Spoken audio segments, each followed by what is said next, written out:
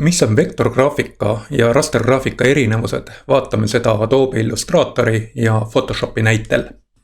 Ma olen Adobe Illustratoris ja joonistan siia ühe lihtsa kujundi. Olgu selleks lihtsaks kujundiks siis lihtsalt üks ristkülik. Nüüd kui ma tahan seda ristkülikut kuidagi muuta, venitada, liigutada teistsuguseks, siis piisab mul lihtsalt haarata kinni nurgast ja ma juba saangi selle kujundiga teha igasuguseid asju. Nüüd kui ma olen Photoshopis ja soovin siin kujundit joonistada, siis algus käib üpris sarnaselt, pean määrama selle kujundi pinna ja olemas ta on.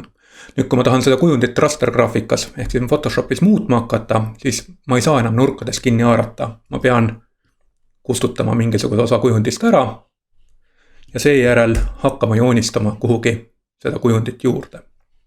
Nüüd tundub, et vektorgraafika on igal juhul parem, aga tegelikult see nii ei ole. Mõnes kohas on kasulik kasutada vektorgraafikat ja mõnes kohas rastergraafikat.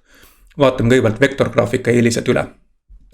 Ma olen jälle tagasi Adobe Illustratoris ja siin on mul kaks kujundit. Üks kujund vasakpoolne on vektorgraafikas ja parempoolne on joonistatud rastergraafikas. Ja kui ma neid kujundeid suurendama hakkan, siis vaadake, mis juhtub. Rastergraafikas kujund hakkab muutuma selliseks säbruliseks või sakkiliseks. Samal ajal kui vektorgraafikas see kujund jääb sellise ilusa terava servaga. Nii et vektorgraafikat ma võin lõputult suurendada, vähendada, ilma et see kaotaks oma kvaliteeti. Samal ajal rastergraafika hakkab oma kvaliteeti kaotama.